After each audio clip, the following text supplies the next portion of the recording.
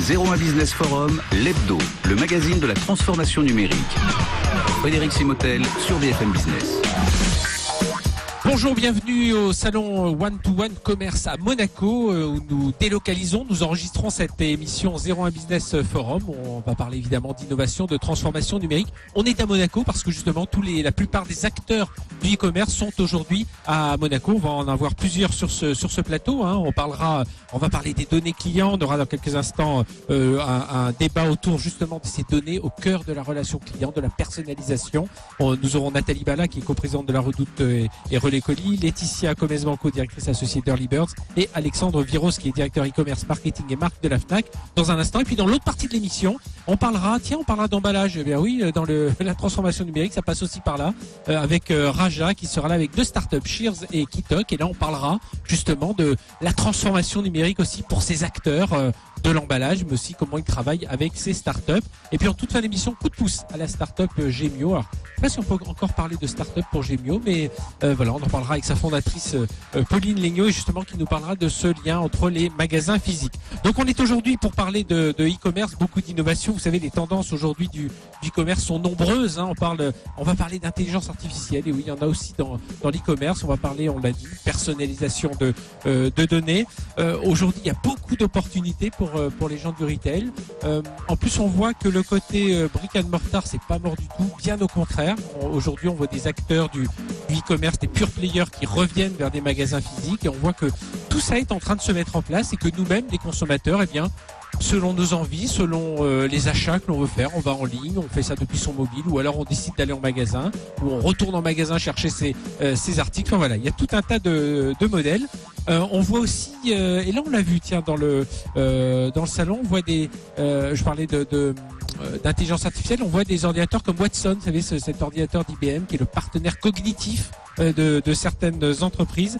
Et puis on voit arriver, on en parle beaucoup dans les allées ici du salon à Monaco, de Amazon, voilà, un modèle à suivre, ou un modèle en tout cas à surveiller de près. Et puis bien entendu les Chinois. Alors on va tout de suite démarrer notre premier débat, les données qui sont enfin au cœur de la personnalisation de la relation client. C'est tout de suite notre premier débat. 01 Business Forum, l'hebdo, le débat.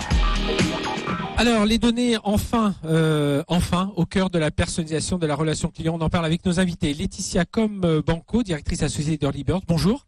Laetitia, bonjour. Merci d'être avec nous. Nathalie Bala, coprésidente de la Redoute et Relais Colis. Bonjour. Bonjour. Nathalie, merci d'être avec nous. Et Alexandre Viros, directeur e-commerce, marketing et marque de la Fnac Darty. Voilà, bonjour Alexandre, en plein dans des actualités, parce que on va reparler chacun de la Fnac Darty, la Redoute, voilà, tous ces marques qui marchent bien aujourd'hui dans le e-commerce et évidemment dans les boutiques physiques. Mais on va démarrer avec vous, Laetitia Comez-Banco, avec Early Birds, qu'on connaît moins que la Redoute, qu'on connaît moins que la Fnac Darty. Vous travaillez avec elle, on va comprendre comment vous travaillez avec ces marques.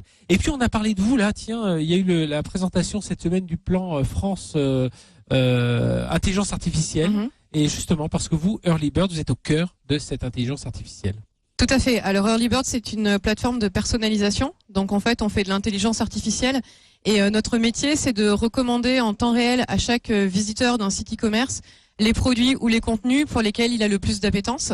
Donc on fait ça au travers d'algorithmes prédictifs qui sont capables de détecter quels sont les meilleurs produits ou les meilleurs contenus à présenter. Ça veut dire qu'il faut une puissance de calcul très importante derrière? Comment ça se passe? Oui, ça veut dire qu'il faut une puissance de calcul importante, et ça veut dire surtout qu'on mutualise notre puissance de calcul au travers de nos différents clients. Alors aujourd'hui, parce qu'on va dire que les données clients, on les appuie toujours quelque part. Alors il y avait des cartes de fidélité, voilà, pour les plus anciens. Pourquoi aujourd'hui on va mieux s'en servir? Pourquoi on va réussir, voir un peu tout ce qui est en train de naître dans ce domaine de la personnalisation? C'est déjà lié aux technos. En fait, il y a des nouvelles technos qui sont apparues, et des technos qui n'existaient pas il y a 4 ans, et qui nous permettent aujourd'hui de modéliser la data et de s'en servir pour faire de la personnalisation. Après, il y a effectivement énormément de données disponibles, mais c'est pas plus on a de données, mieux ça marche. Oui, c'est ce qu'on dit toujours. Voilà, donc ça, en fait, ce qu'il faut, c'est vraiment avoir de la donnée qui soit propre, qui soit structurée en entrée des algorithmes pour vraiment pouvoir améliorer la conversion. Nathalie Bala, je disais la Redoute. Vous êtes co-dirigeante de la Redoute avec Éric Courteil. Retour à la croissance, des performances assez remarquables, alors que voilà, c'était une marque qui était un peu moribonde, mais ça y est, qui est repartie. On va en reparler, qui est physique, du digital. Aujourd'hui, alors, dites-nous où vous en êtes aujourd'hui de la bonne santé, parce qu'il faut vraiment le dire, de la Redoute. On est, comme vous l'avez dit, on est très fiers. Au dernier trimestre 2015, on a retrouvé la croissance. 2016, on a un volume d'affaires en croissance. Donc le repositionnement de la Redoute en termes d'offres produits, en termes de services et en termes de personnalisation en particulier, oui, c'est ça qui a fait que aujourd'hui on a retrouvé une attractivité auprès de nos clients et qu'on arrive à recruter de nouveaux clients qui rejoignent la marque. Et on en est très content. On disait toujours où est l'Amazon français, mais on espère il sera dans un La Redoute, parce que la marque, c'est quand même une marque qui reste connue. Tout ce qui est la relation client, enfin les clients vous les connaissez, et puis évidemment vous avez les catalogues de produits importants. Justement, quand on vous parle d'Amazon, je le disais tout à l'heure, faut s'en méfier, faut le surveiller, faut le copier. Là, quand vous les regardez. Nous très clairement, on s'est positionné sur deux secteurs qui sont la mode et la maison, la décoration. On est une plateforme lifestyle de style à la française connectée avec les familles, et on a un positionnement, je dirais, qui est vraiment très spécifique, où on va pousser des produits qui sont développés en propre par nos équipes. Donc 80% de notre chiffre d'affaires est réalisé avec des produits développés par nos équipes. Et je dirais qu'Amazon, bien sûr, qu'on les regarde, oui. Mais en l'occurrence, je dirais que nous, on est surtout à l'écoute de nos clients et en volonté de servir nos clients avec des produits différents qu'ils ne trouveront pas autre part, avec le meilleur service client qu'on leur doit. C'est ce qui est en train de changer, justement. Avoir une offre différenciante, certes, mais on parle de personnalisation, on va revenir avec l'utilisation, parce que vous utilisez les outils d'Early Birds. C'est vraiment cette personnalisation, c'est ça qui va faire la différence. Oui, on a changé notre modèle commercial. On est passé d'un catalogue qu'on envoyait à 10 millions de clients. Des gros catalogues, on s'en souvient tous. À en fait un modèle digital qui nous permet d'être personnalisé. Aujourd'hui, on a 2000 catégories de produits, on a 450 000 produits, on a 10 millions de clients, et chaque client est différent. Donc l'enjeu pour nous, c'est de servir chaque client de manière individuelle, comme s'il rentrait dans un magasin, en le connaissant, le reconnaissant, et en lui proposant le produit pertinent parmi les 450 000 produits qui va faire qu'il sera servi et satisfait, et qu'il reviendra une autre fois sur le site de la Redoute. Et on va voir justement comment vous intégrez ces outils avec Early Birds. Alexandre Viros, donc je l'ai dit, vous êtes directeur de la marque, notamment Fnac Darty, directeur e-commerce, marketing et de la marque Fnac Darty. Donc voilà, des boutiques, beaucoup en France, en Europe, et puis évidemment beaucoup de clients sur le net.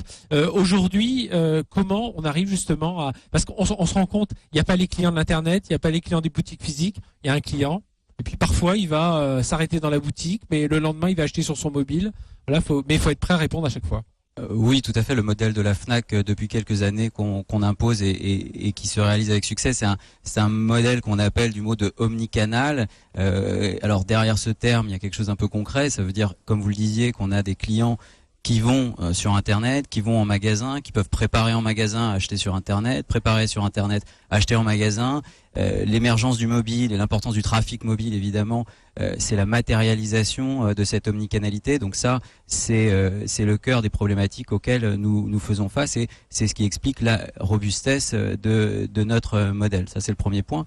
Et le deuxième point, on y viendra tout à l'heure, c'est, comme vous le disiez, la personnalisation des messages, des contenus, même des parcours qu'on peut proposer à nos différents clients, de manière à créer et susciter chez eux le maximum de satisfaction et le maximum de souhait de retour dans nos magasins. Alors justement, Alexandre Viros de la Fnac Darty, comment on fait aujourd'hui pour trouver le juste équilibre entre ce côté personnalisation, où on veut offrir le meilleur service à ses clients, puis ne pas être trop, je sais pas si c'est intrusif le terme, mais ne pas être trop présent, justement, ne pas les assommer de mailing, enfin de revenir un peu à un temps plus ancien. Mais voilà, faut quand même les informer, faut quand même leur faire des propositions. Oui, alors je dirais qu'en fait la bonne personnalisation nous permet de résoudre ce problème, parce qu'une personnalisation qui fonctionne, c'est justement une personnalisation qui n'est pas intrusive et qui donne l'impression justifiée au client auquel on s'adresse, qui reçoit le bon message au bon moment, c'est important,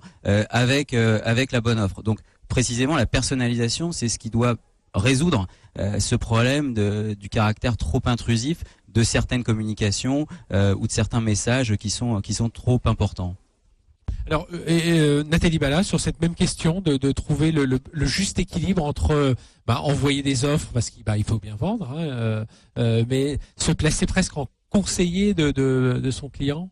Oui, je dirais qu'en fait, on est des commerçants et en fait, comme dans tout magasin, finalement, j'attends d'avoir un vendeur qui soit là, Oui. qui soit à ma disposition et auquel je puisse me référer si jamais j'ai un besoin. Ça, c'est le bon vendeur. Le mauvais vendeur, c'est celui qui va s'accrocher à vous, voilà, et qui vous n'arriverez pas à vous débarrasser. Qui doit comprendre dans quel état d'esprit est le client. Il y a les clients qui n'ont pas l'air comme ça, mais si on s'accroche pas à eux, faut trouver. Et là, les outils le permettent. Et voilà, exactement. Et l'enjeu des outils de personnalisation aujourd'hui, la technologie nous le permet, c'est de trouver le bon niveau finalement d'accompagnement de nos clients avec la personnalisation adaptée au profil et aux besoins du client. Vous pourriez nous donner un exemple, mettons, d'un effet de personnalisation, comment on réussit à être plus présent près d'un client et lui proposer, lui faire une offre de conseils, d'accompagnement. Oui, par exemple, un client revient plusieurs fois en magasin, 2 fois, 3 fois, la 4e fois,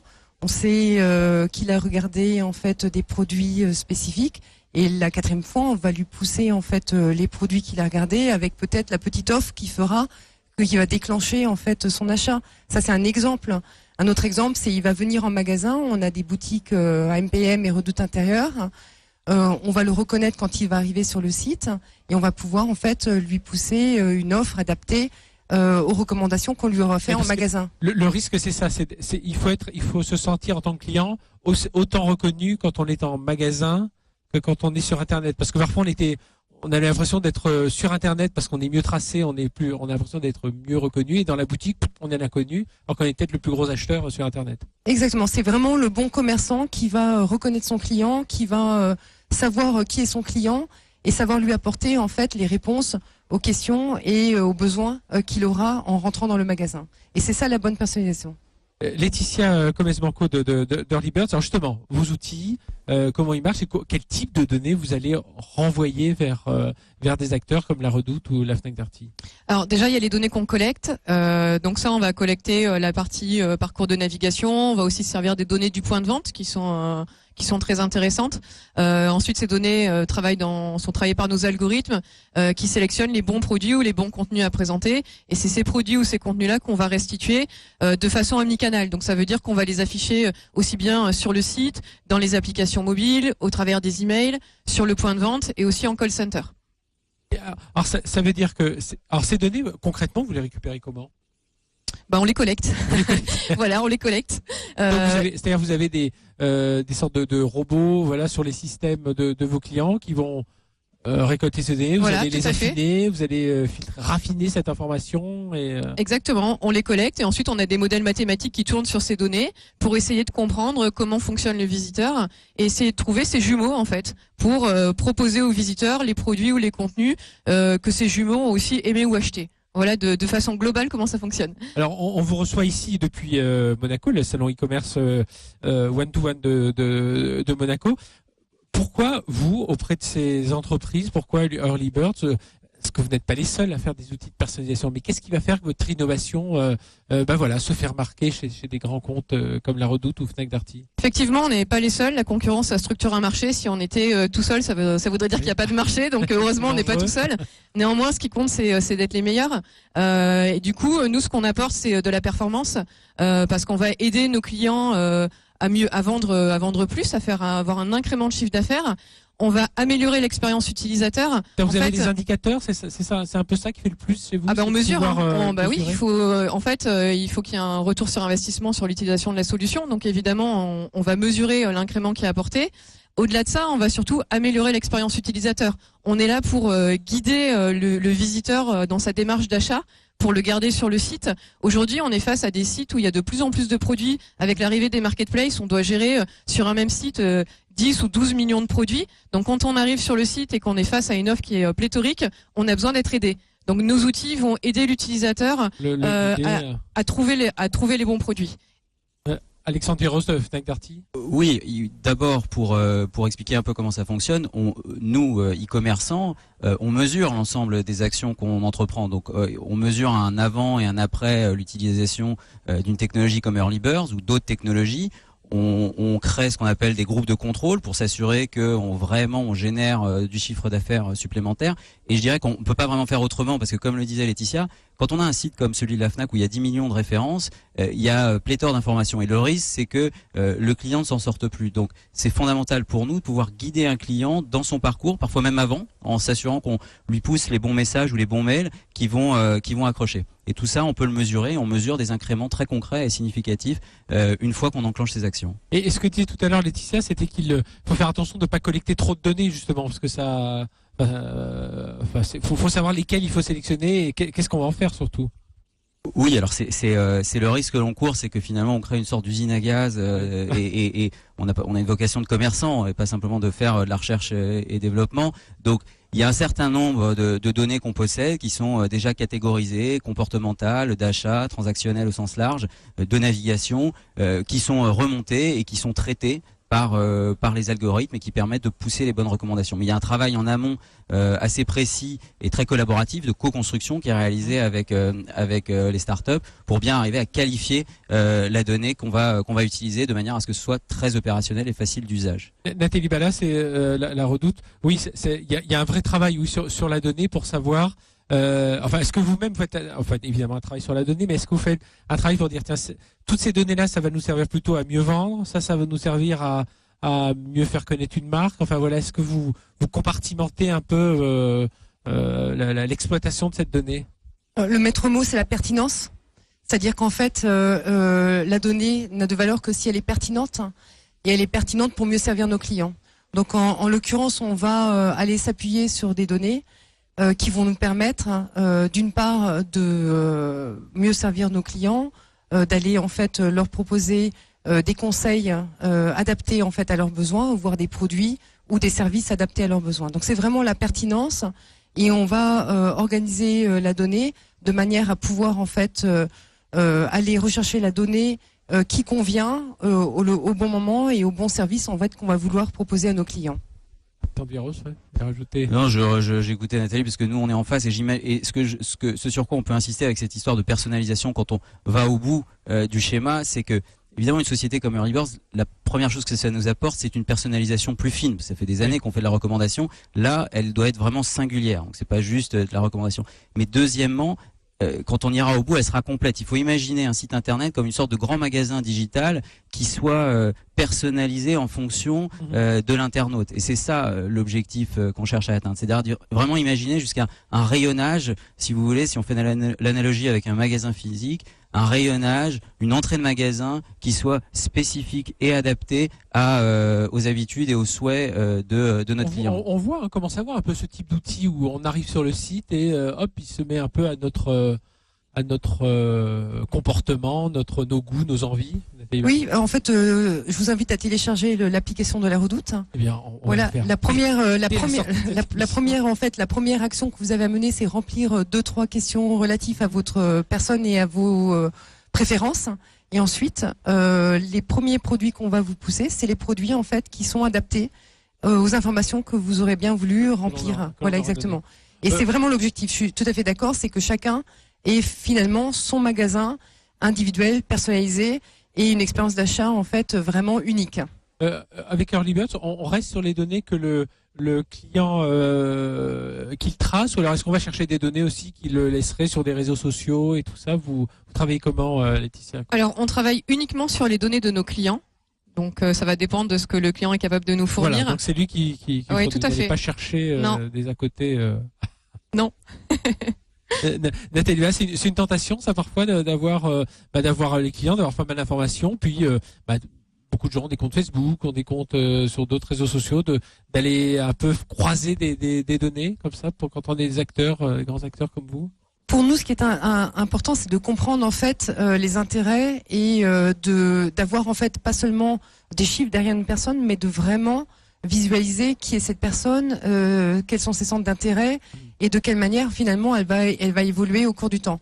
Donc toutes les informations que cette personne en fait voudra bien nous donner, que ce soit sur les réseaux sociaux de la Redoute, que ce soit sur le site de la Redoute, sur l'application de la Redoute, on va bien sûr les utiliser pour en fait compléter, je dirais, la connaissance de ce client et pouvoir être plus pertinent la prochaine fois qu'il nous rendra visite.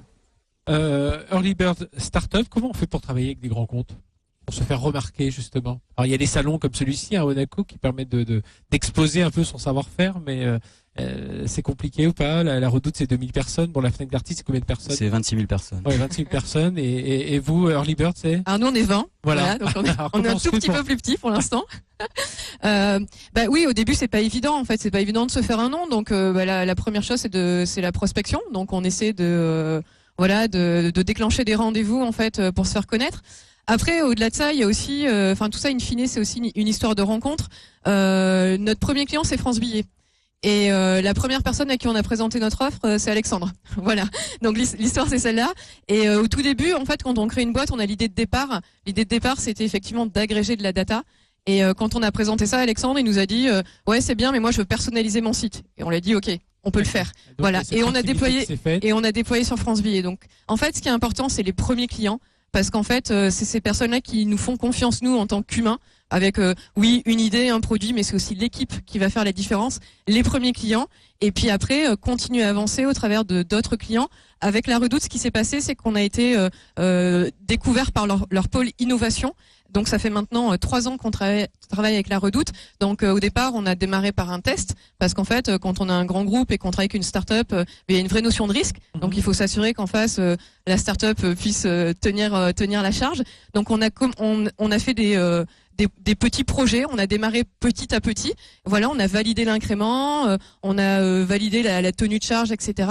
pour désormais être déployé sur l'ensemble du site. Alexandre Viro, oui, c'est important pour vous, évidemment, de travailler avec des plus petits acteurs, surtout dans cet univers du e-commerce. On voit là, une foison de petites entreprises. Oui, c'est très important parce que on répète souvent cette phrase, mais elle est vraie. On est dans un monde où c'est pas tellement les gros qui mangent les petits, mais ce sont les rapides qui mangent les lents. Ouais. Alors, quand on est dans une vieille société, peut-être réputée pas assez rapide, on a intérêt à être très agile, et c'est ce qu'on fait à la Fnac. Et ce que nous apporte ce rapport fort avec les startups, c'est une agilité, une vitesse qu'on n'aurait pas forcément avec nos propres moyens. Et d'ailleurs, dans ce monde justement là qu'on est en train de vivre à Monaco, c'est bien un monde d'interaction, de fertilisation croisée permanente, d'échanges, etc., etc. Et ça veut dire, Nathalie Valla, quand on parle de cette innovation croisée avec des plus petites entreprises, c'est dans des entreprises comme la Redoute, 2000 personnes. Il faut faut casser des silos, faut créer un nouvel état d'esprit pour pouvoir travailler avec des petites entreprises de 20 comme avec des beaucoup plus grands, des grands retailers, enfin des grands de la distribution. Oui, pour nous c'est clé. C'est pour ça qu'on a un pôle innovation. On a un vrai sujet dans une entreprise aussi traditionnelle que l'était la Redoute. Quand on mène une transformation du type qu'on a menée, c'est, comme vous le dites, de casser des silos, c'est de retrouver de l'agilité et de l'ouverture vers l'extérieur. Et d'aller chercher finalement l'inspiration aussi à l'extérieur au travers de start-up qui vont nous apporter des solutions adaptées ou parfois un peu moins adaptées. Au départ, en fait, on a été chercher Early Bird pour une solution. Voilà, c'était une solution personnel shopper. Au final, c'est pas cette solution-là avec laquelle on travaille aujourd'hui, mais finalement, ça nous a appris à travailler ensemble, à comprendre en fait l'agilité, la rapidité, la réactivité qu'une start-up comme Early Bird pouvait nous donner. Et au final, avancer sur les solutions qui étaient plus pertinentes pour la Redoute. Et aujourd'hui, parce qu'on parle des grands, mais les plus petits aussi doivent s'adapter. Vous devez accepter de vivre à leur rythme aussi. Ouais. Après, même je si pense le rythme que s'accélère. On va pas dire que c'est les grands dinosaures qui sont très lents. Oui. Alors c'est bon. Après, c'est vrai qu'il y a un petit peu les idées reçues des startups avec les grands groupes, etc. Je pense que là, en tout cas, on a 2 acteurs qui ont bien réussi le passage, d'arriver à injecter de l'agilité au niveau des équipes. Aujourd'hui, les équipes de Fnac ou de Redoute sont en mode startup. On est en méthode agile. Ça veut dire qu'on avance vite. Alors effectivement, après, il y a effectivement un delta. 1 heure pour une start-up et 1 heure pour un grand groupe, ça représente pas, c'est pas tout à fait la même dimension, mais voilà, on arrive quand même à faire des choses qui soient rapides et surtout avec du résultat. C'est vrai on vous sent, on sent des marques comme la Redoute, comme Fnac Darty, beaucoup plus agiles que d'autres très grandes marques. Là, je prends sur moi, c'est moi qui vais le dire, mais que des marques comme les Carrefour, les Auchan, tout ça, on voit qu'ils ont... C'est plus compliqué à faire bouger sur le digital. Tiens, on va terminer là-dessus. L'entrepreneuriat, on va profiter d'avoir deux femmes parmi nous. L'entrepreneuriat au féminin, Laetitia Comès-Banco, donc vous êtes directrice associée de Early Birds. C'est plus simple aujourd'hui. Alors, sur ce salon à Monaco du e-commerce, on voit beaucoup de femmes, contrairement à d'autres salons sur la sécurité informatique, des salons plus IT où là, on vous compte sur les doigts des deux mains. Bah oui, je pense qu'il y a pas mal d'initiatives qui existent aujourd'hui et tant mieux. Mais de notre côté, ce que je me dis surtout, c'est que j'espère que dans quelques temps, on se posera plus ce genre de questions et que ce sera pas exceptionnel ou voilà d'être une femme qui entreprend, parce qu'en fait, avant tout, on est des entrepreneurs avant d'être un homme ou une femme. Nathalie Bala.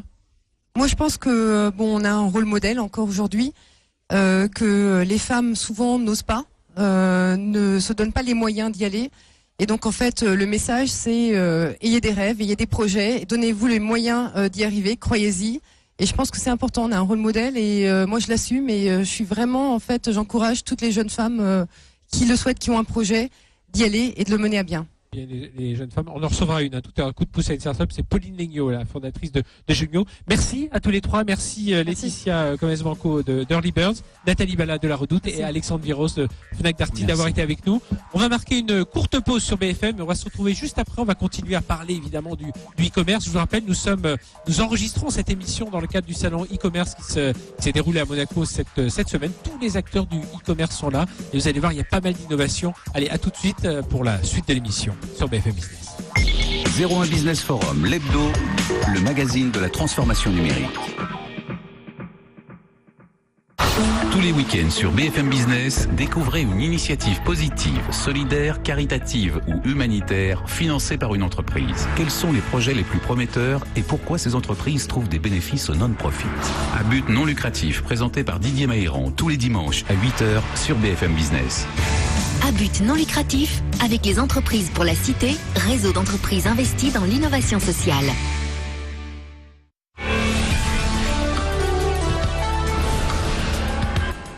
C'est juste une petite chanson. Retrouvez le nouveau spectacle des Enfoirés au profit des Restaurants du Cœur. Disponible en double CD et double DVD. On compte sur vous. Retrouvez BFM Business gratuitement à la télévision, exclusivement sur les box internet, le câble et le satellite. BFM Business Télévision, toute l'actualité économique en images. Le bonheur est dans les cabanes perchées, ce soir à 20h50 sur RMC Découverte.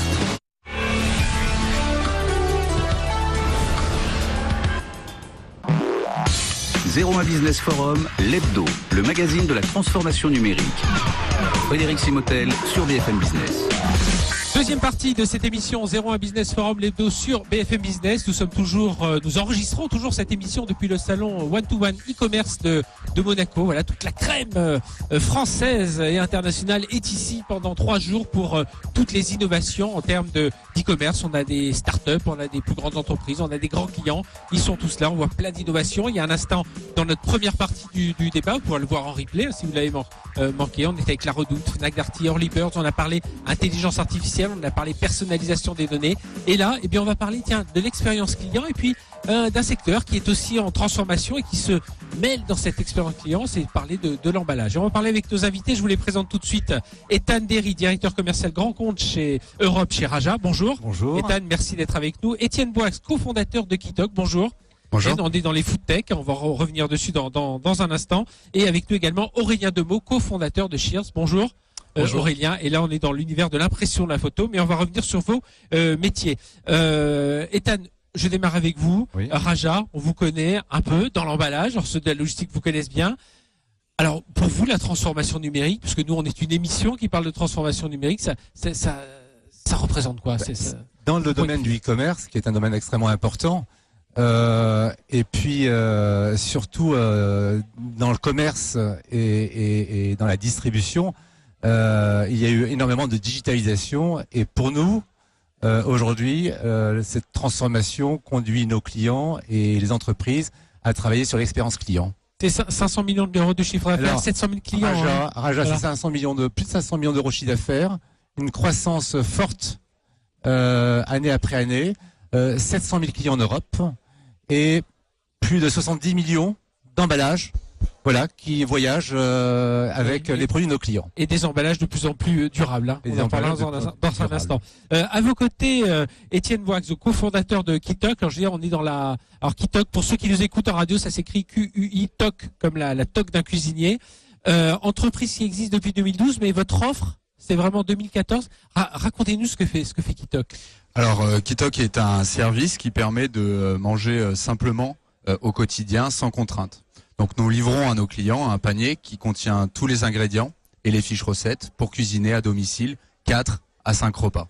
Et donc et aujourd'hui ça fait combien de paniers donc livrés ? Nous expédions 100 000 repas par semaine aujourd'hui, soit 10 fois plus qu'il y a un an. Donc c'est ce qu'on appelle une très forte croissance que l'entreprise connaît depuis les 12 derniers mois.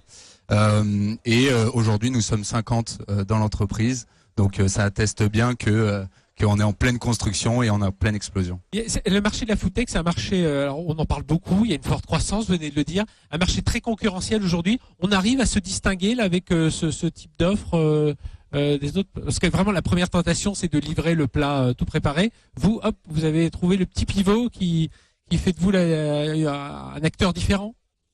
Tout à fait. Alors notre concurrence entre guillemets, c'est la grande distribution, tout simplement. Nous réinventons la manière de s'alimenter au quotidien.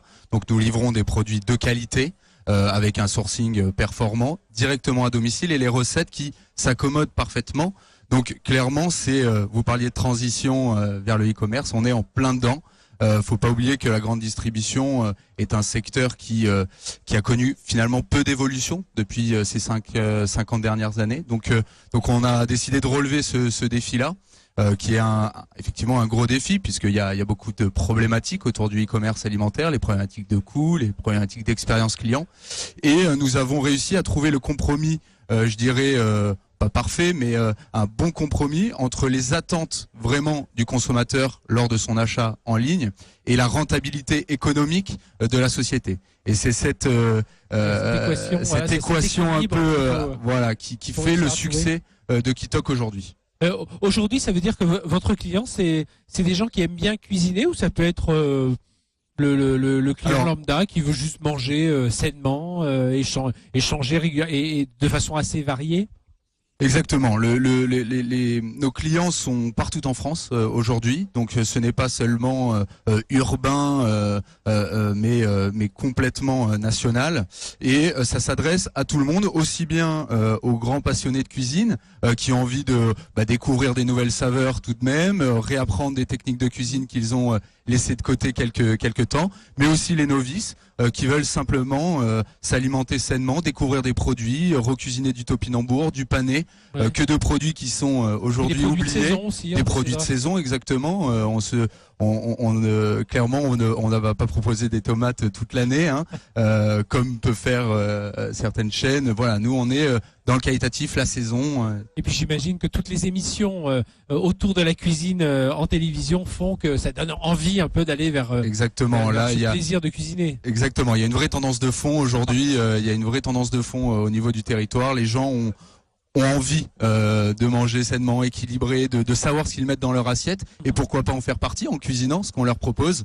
Voilà, ils en ont un peu marre de l'opacité, d'où viennent les produits. Ils ont traversé 3 fois le monde. Voilà, nous on essaye de répondre à ces problématiques. Eh bien, on reviendra avec vous, puis on verra ce lien aussi avec, parce que justement pour transporter vos produits, il faut une certaine qualité d'emballage. Et on va en reparler dans un instant. Aurélien, 2 mots, donc cofondateur de Cheers. Alors Cheers avec un Z, voilà.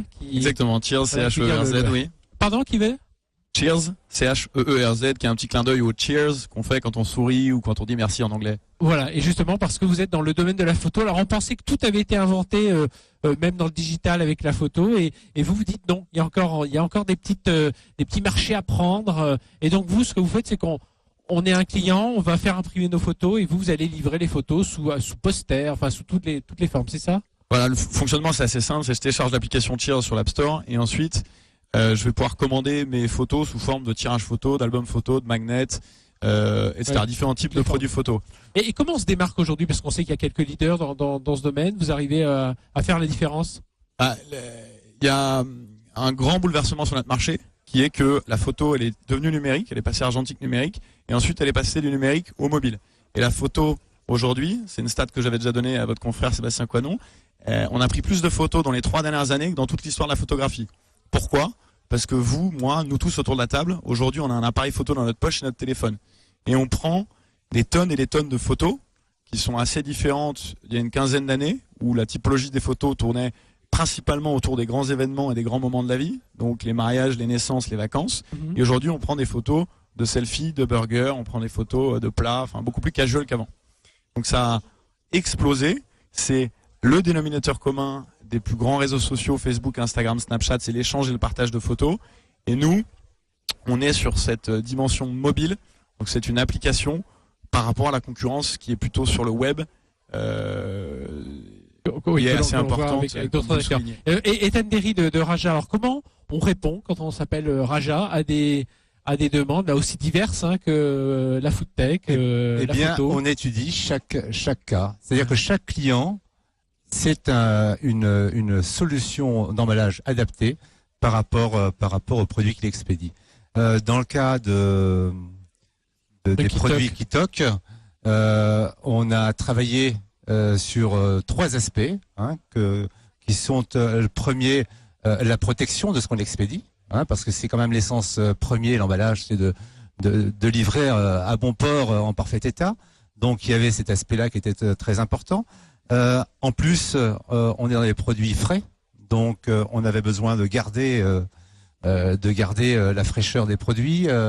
On avait besoin également, il y avait une importance de la productivité. Et on a conçu un emballage pour Kitok qui permet d'aller beaucoup plus vite pour le monter.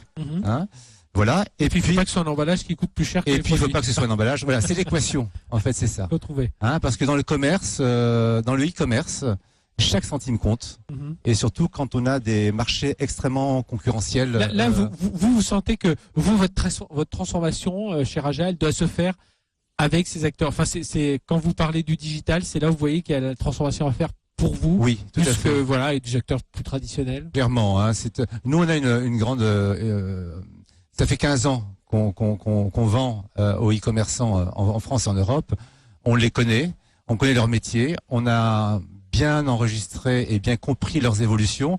Et toutes ces années, on s'est adapté à leurs besoins. Et depuis 2-3 ans, voilà.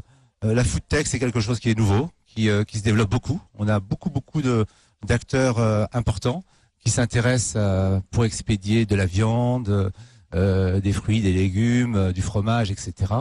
Et il a fallu adapter les emballages et créer des emballages vraiment personnalisés pour nos clients. Ça fait partie de ça, on parlait d'expérience client, ça fait partie de ça, la différence que vous essayez de donner, Étienne Boix avec Kitok sur les produits, voilà, on parlait de fraîcheur. Vous livrez tout type de produits. On peut avoir sa salade en entrée, son steak, son poisson au milieu et la glace. Oui, la glace aussi en dessert. Non, on fait pas de surgelé, on fait pas de négatif. Mais par contre, vous pouvez donner les ingrédients pour faire son sorbet chez soi. Exactement. Exactement. Mais oui, effectivement, on vend de la viande, du poisson, des fruits et légumes, de la crèmerie, enfin tout ce dont vous avez besoin pour vous alimenter sainement et correctement. Et ce packaging, il est important Ce packaging fait partie de l'expérience client dont vous parliez tout à l'heure. C'est l'un des enjeux de l'expérience client. Effectivement, bon, le principal enjeu, c'est notre produit de qualité. On travaille sur des cahiers des charges très stricts avec nos fournisseurs. Et bien évidemment, l'emballage, c'est la première chose qu'on voit quand on reçoit son panier Kitok. Donc, il faut pas qu'il soit abîmé. Donc, il faut qu'il soit de qualité. Il faut pas qu'il soit humide parce qu'il a transité sur une chaîne de froid durant de quelques heures. Donc, il faut pas qu'il soit humide, un peu cassé. Il faut que quand je l'ouvre, j'ai un effet waouh. Pas que j'ai besoin de le déchirer en 1000 morceaux pour récupérer mes fruits et légumes. Donc ça fait aussi partie. Les papiers bulles. Exactement. Donc Bien évidemment que c'est au cœur de l'expérience client, mais pas encore une fois au détriment de la rentabilité. C'est pour ça, comme le disait Ethan, il y a une vraie problématique de productivité aussi au niveau de la supply chain. Donc on peut pas se permettre de faire du micro détail. Il faut quand même aller vite. Il faut que la qualité soit au rendez-vous, et c'est là-dessus que nous travaillons en continu. Même chose pour vous, Aurélien Demeaux, avec Shears, donc dans le monde de la photo. Voilà, parce qu'on peut envoyer la pochette photo, mais après il y a le mug, vouloir l'emballer, le cadre photo, faut qu'il soit en bon tous les état. types de produits photo, donc c'est différents formats. Je rejoins, c'est vraiment sur les mêmes points, c'est la productivité. Nous, on est sur un panier moyen qui est relativement faible, puisque des photos ça coûte pas très cher, donc on est autour d'une vingtaine d'euros. Donc on fait des gros volumes, et cette volumétrie, quelques secondes pour arriver à packager une commande, c'est précieux, puisque sur des milliers de commandes, ça fait beaucoup de temps. Et on est sur la première impression du client. On sait que c'est important. Nous, on a l'habitude de dire que on n'a jamais deux occasions de faire une bonne première impression. Et la première impression, c'est pour ça qu'on a personnalisé les packaging avec Raja, donc on a mis notre logo, etc. dessus. C'est vous qui avez travaillé, tous les deux, vous avez travaillé en direct. C'est une offre qui existait déjà, Ethan Derry, chez vous voilà, où vous avez dû l'adapter. C'est une offre que nous avons adaptée à chacune des demandes, et c'est une offre qui est aujourd'hui spécifique, vraiment spécifique pour Kitok et spécifique pour Cheese. Et on a travaillé de façon très étroite dans la conception de l'architecture de la boîte, dans les épaisseurs, les qualités, parce que il y a par exemple la notion de transport, de coût de transport qui intervient, de volume dans le coût de transport, et tout cela c'est quelque chose qu'on a beaucoup développé avec Cheers notamment. Oui, tout à fait, c'est vrai, c'est que nous on est sur des petits paquets, et dans les petits paquets, vous savez, vous avez des tranches de poids de transport. Le transport étant, nous, c'est à peu près 20% de nos coûts, donc c'est très important. De 0 à 800 grammes, c'est le prix. Alors c'est même pire que ça, c'est des tranches entre 100 et 200 grammes, et si vous êtes à 103 grammes, parce que le packaging est un peu plus lourd, vous allez passer sur une catégorie beaucoup plus chère, donc il faut être attentif à ça. Et je pense qu'on voit tout ça dans les envois de courrier. Ça veut dire, chez Raja et Ethan Derry, que vous avez dû innover, c'est le lot de toutes les entreprises, mais vous reposez des questions, parce qu'après tout vous dites, écoutez, l'emballage c'est une boîte, un système pour la fermer, et puis voilà, un peu de choses pour protéger le produit, mais non, là on va beaucoup plus loin. Oui, tout à fait. Et en fait, le développement du e-commerce a développé, c'était une manne d'idées par rapport aux produits que nos clients expédient. Donc on a été travailler sur des emballages spécifiques pour les textiles, par exemple. Sur des emballages pour les glaces, on parlait de glaces tout à l'heure. Oui, nous avons des demandes pour des emballages pour des glaces. On a travaillé sur des emballages pour des tablettes, etc. On a oui, tout à fait. On a beaucoup avancé là-dessus. Alors, dans cet univers aussi, il y a beaucoup, et j'imagine que vous êtes très à cheval là-dessus, tout ce qui est développement durable. Ça veut dire qu'on fait très attention aussi de ne pas avoir des cartons qui vont s'empiler sur les trottoirs ensuite de vos clients. Oui, tout à fait. L'écologie se retrouve dans tous les aspects de l'entreprise. Donc, vous mentionnez l'emballage. Parce que même, effectivement, le type de client auquel vous adressez. Ils sont sensibles, les gens sont sensibles, mais l'entreprise aussi. Donc nous sommes sensibles à ce niveau-là. Donc ça se retrouve déjà dans ce que l'on achète, donc les produits de saison, les produits locaux, les produits français essentiellement. Ça se retrouve chez nos partenaires, donc en transport, on va travailler avec des entreprises éco-responsables qui transportent au gaz naturel, etc. Choses comme ça. Nous allons également proposer des emballages que nous pouvons reprendre. Donc là, nous avons étendu ça sur toute l'Île-de-France, pas encore au niveau national, mais c'est justement ce qui a justifié le fait de demander une meilleure qualité de carton, c'est puisque derrière on peut les réutiliser et les reprendre à la prochaine livraison. Donc tout un système de recyclage très important. Et puis encore au niveau de l'emballage, mais cette fois côté fournisseur, on peut mettre en place des systèmes de bacs réutilisables d'approvisionnement. Donc au lieu de recevoir des milliers de petits cartons où on va avoir 10 unités de produits dedans, on va investir dans des bacs plastiques réutilisables et faire des navettes avec nos transporteurs, nos fournisseurs, pour justement limiter les déchets que nous pouvons générer. Aurélien Demeaux de Cheers, oui, parce que on voit les clients aujourd'hui, ça les agace parfois de voir tout le carton dépensé, et ça peut même avoir donné une image plus mauvaise du e-commerçant si on a trop de cartons, qu'on se dit bon, oui, c'est sympa, j'ai reçu le produit, mais oui, il déballe une espèce de poupée russe où on a plus de cartons que de produits finalement. Donc c'est aussi l'objectif d'avoir quelque chose de personnalisé, d'adapter à tous les formats. Et des formats de packaging, des types de packaging, il y en a des milliers. Donc l'objectif c'est d'être éco-responsable et en même temps de proposer quelque chose qui protège bien mais qui est très adapté. On sait grosso modo que les packagings sont jetés par les clients, donc il faut qu'ils soient éco-responsables. Je pense pas que les gens soient prêts à payer pour ça parce qu'ils considèrent que c'est un basique. Il faut qu'on leur propose ça aujourd'hui. Ça participe à l'image qu'on va avoir de l'entreprise.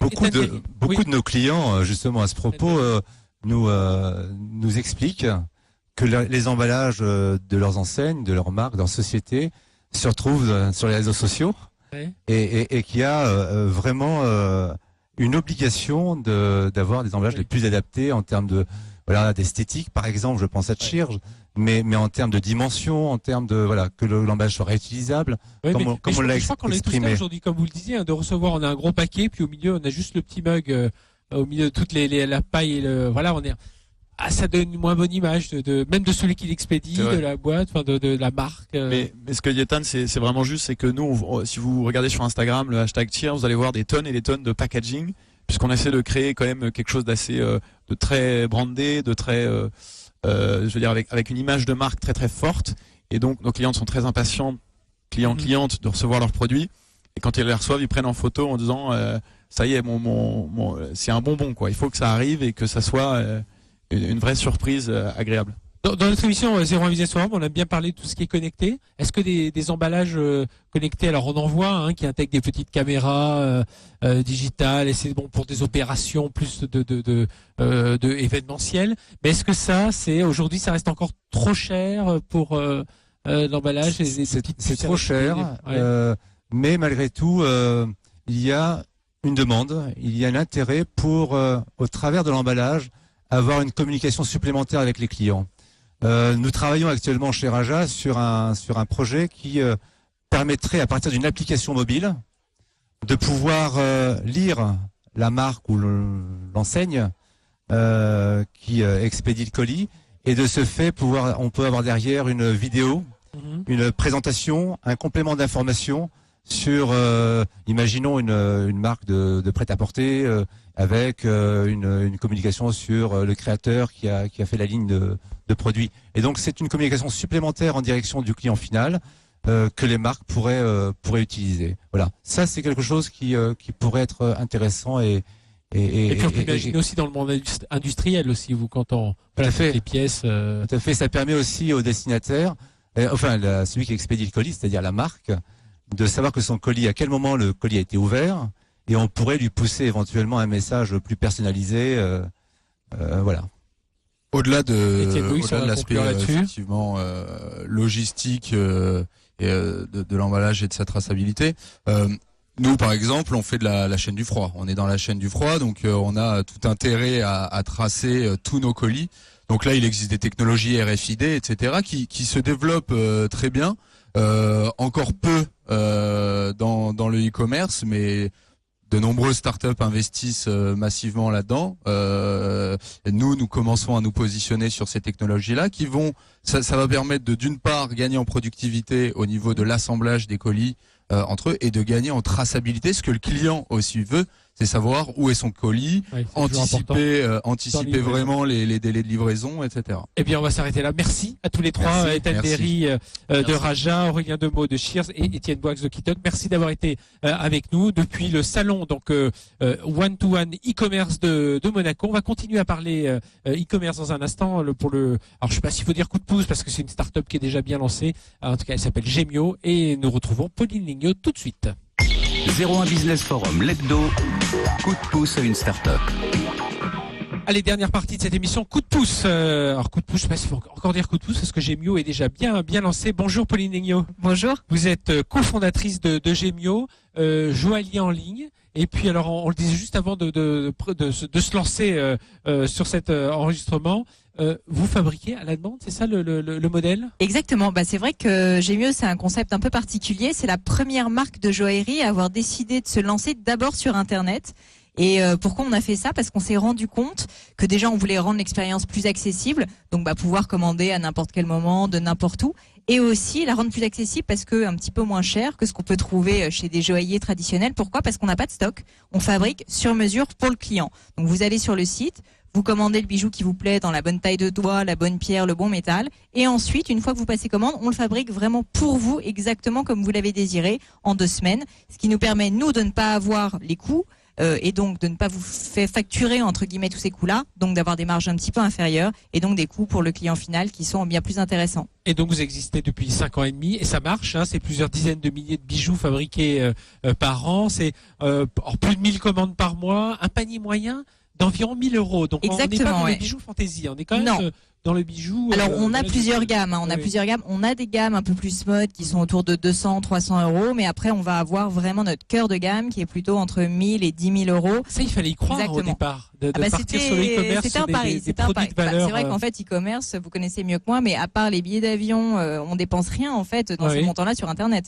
Et alors, comment vous expliquez que les grandes de la joaillerie, hein, tous ceux que l'on connaît, hop, on fait le tour à la place Vendôme, on les voit tous, ils réussissent pas à aller sur Internet? C'est un métier complètement différent. La joaillerie, c'est un métier de rareté, de assez peu de transparence, de secret, de luxe. Donc, c'est vrai que le digital, c'est un petit peu le contraire. C'est rendre accessible, c'est démocratiser.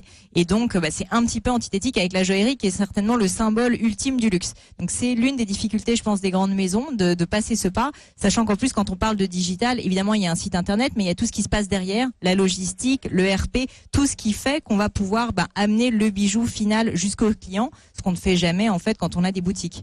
Et aujourd'hui, vous êtes approché par ces joailliers qui vous, ne serait-ce que pour savoir comment ils vous faites pour que ça marche? Écoutez, on discute. En tout cas, ils nous connaissent, on les connaît. On est encore en train de se développer beaucoup avec Gemio, donc on a, j'espère, encore de belles années devant nous.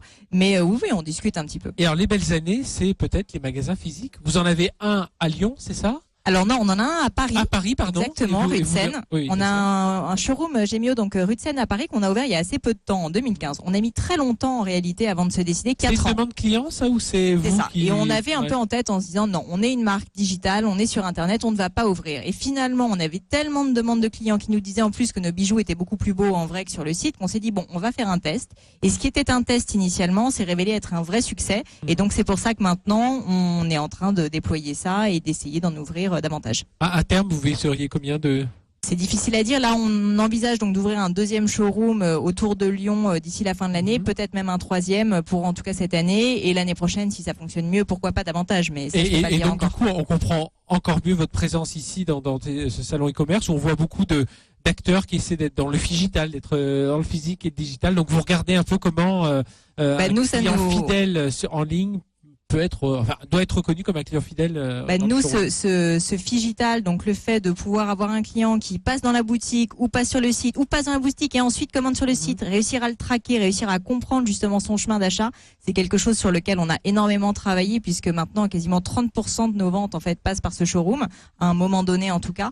Et donc c'est vrai que là-dessus on est assez précurseur et je trouve que c'est très très intéressant de travailler cet équilibre entre le physique et le digital. On parle beaucoup dans le e-commerce, on en parle dans les allées ici, des Amazon, des Alibaba, voilà, on les surveille, on les copie. Est-ce que même dans ce monde de la joaillerie, il y a des choses à apprendre, certainement, mais voilà, d'un Amazon, de regarder comment il... Bien sûr.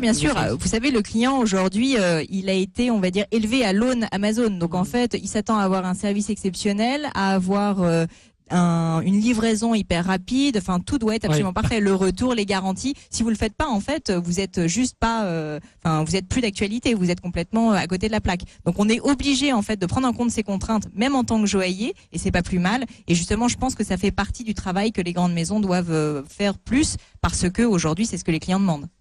Le showroom à Lyon doit ouvrir quand? Alors c'est en cours de signature, mais a priori ça sera avant cet été. Voilà, eh bien, c'est tout le mal qu'on vous souhaite. Merci, Pauline Mignot, cofondatrice de Gemio, d'avoir été avec nous dans le cadre, l'une de nos invitées dans le cadre de cette émission 01 Business Forum. On a parlé de transformation numérique. Aujourd'hui, vous avez vu, c'est un peu, voilà, on est parti dans ce monde du e-commerce. Nous enregistrions cette émission depuis le salon One to One e-commerce à Monaco pendant 3 jours. Tous les acteurs, voilà, les joailliers en ligne, on a parlé food tech, on a parlé de photos en ligne, on a parlé de personnalisation. On avait la Redoute, la Fnac Darty qui était avec nous pendant toute cette heure. Merci de nous avoir suivis sur BFM Business. Et puis évidemment, le numérique, ça continue. N'oubliez pas, hein, nous, on se revoit toutes les semaines. Et puis avec Sébastien Poinon, c'est tous les soirs, 20h, 22h. Excellente semaine sur BFM Business. 01 Business Forum, l'hebdo, le magazine de la transformation numérique.